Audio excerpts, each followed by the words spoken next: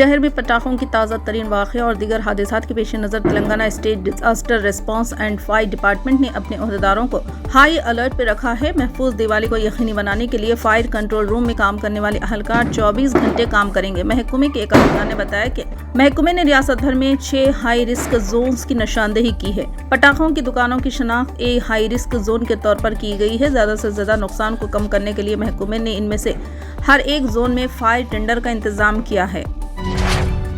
Secunderabad railway station پر مسافروں کی آمد و رفت میں اضافہ دیکھنے میں آ رہا ہے کیونکہ مسافر اپنے افراد خاندان کے ساتھ دیوالی منانے کے لیے اپنے آبائی مقام جا رہے ہیں۔ مسافروں کے ہجوم کو دیکھتے ہوئے ساؤتھ سینٹرل ریلوے نے مسافرین کے لیے ہموار سفر کو یقینی بنانے کے لیے جامع اقدامات متعارف کرائے ہیں۔ کل 850 خصوصی ٹرینیں اہم راستوں پر چلائی جائیں گی، جن میں سکندرآباد سے شروع ہونے والے 6 بڑے زونز شامل ہیں تاکہ مسافروں کے اضافی رش کو پورا کیا جا سکے۔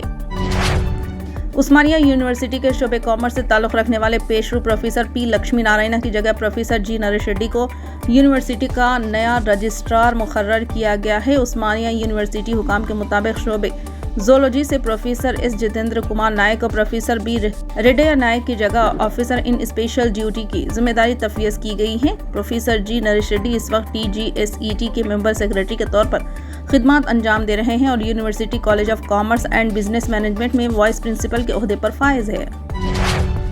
دیوالی کے تحفے کے طور پر گریٹر حیدرآباد میونسپل کارپوریشن نے ملازمین کے خاندانوں کی زندگیوں میں روشنی لانے کے لیے 2 دن قبل تنخواہیں جاری کر دی گئی ہیں۔ GHMC کمشنر علم برتی نے کہا کہ 30,000 سے زیادہ ملازمین کو 120 کروڑ روپے سے زیادہ کی تنخواہ ادا کی گئی ہے۔ عام طور پر GHMC ملازمین کو مہینے کے دوسرے یا تیسرے دن تنخواہ ادا کرتا تھا۔ اس بار دیوالی کا تہوار ہونے کی وجہ سے پہلے تنخواہ ملنے پر GHMC ملازمین اور ورکرز خوش ہیں۔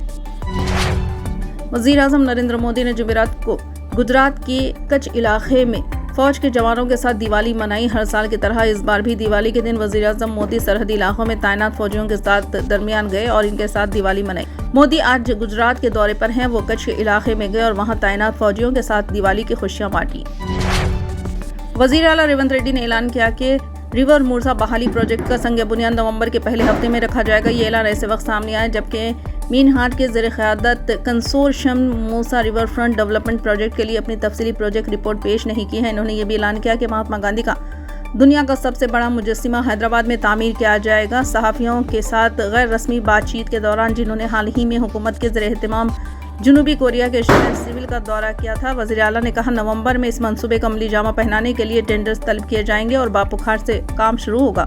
وزیر اعلیٰ نے زور دے کر کہا کہ اس پروجیکٹ کے کسی بھی قیمت پر شروع کیا جائے گا۔ انہوں نے کہا میں اپوزیشن جماعتوں کے ساتھ بحث کے لیے تیار ہوں اور جلد ہی ایک آل پارٹی میٹنگ بلائی جائے گی۔ BRS رکن اسمبلی ٹی ہریش راؤ نے وزیر اعلیٰ ریونت ریڈی کی حکمرانی پر تنقید کرتے ہوئے الزام لگایا کہ ان کے بیانات گمراہ کن ہیں اور عوامی اعتماد کو نقصان پہنچانے والے ہیں۔ وزیر اعلیٰ کی طرف سے کیے گئے چیلنج کو قبول کرتے ہوئے ہریش راؤ نے کہا کہ وہ ریونت ریڈی کے ساتھ موسا ندی کی ترقی پر عوام کی رائے معلوم کرنے وڈا پلی سے وزیر اعلیٰ کے ساتھ پد یاترا میں شامل ہونے کے لیے تیار ہے۔ تلنگانہ بھون میں صحافیوں سے بات چیت کرتے ہوئے ہریش راؤ نے کہا کہ انہوں نے کہا وہ BRS کے کارگزار صدر KT راما راؤ کے ساتھ آئیں گے اور ریونت ریڈی کو بغیر سیکورٹی کے باہر نکلنے اور مسائل کا سامنا کرنے کی دعوت دیں گے۔ انہوں نے کہا کہ KTR کی آواز ہے جو سوال کرتی ہے اور انہیں جھوٹے مقدمات کے ساتھ نشانہ بنایا جا رہا ہے۔ انہوں نے کہا کہ حکومت ACB کو فارمولا ریس کی تحقیقات کرنے کی اجازت دی۔ ہم بھی دیکھنا چاہتے ہیں کہ وہ کون سے کیس دائر کریں گے۔ ہریش راؤ نے مزید کہا کہ ریونت ریڈی کو اپنی کرسی پر نظر رکھنی چاہیے۔ عوام میں ان کی مقبولیت ختم ہو رہی ہے اور آئندہ انتخابات میں کانگریس کا دوبارہ حکومت بنانا ناممکن ہے۔ ریونت ریڈی کو ان کی کرسی حاصل کرنے سازشیں کر رہے ہیں۔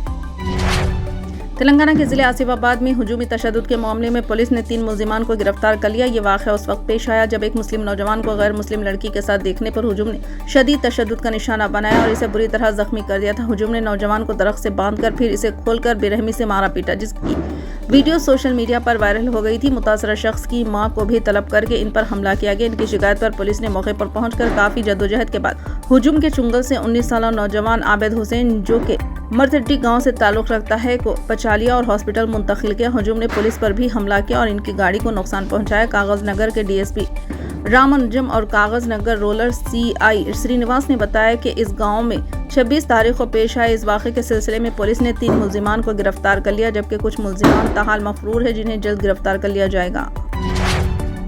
فی الحال کے لیے بس اتنا ہی۔ دیکھنے کے لیے شکریہ۔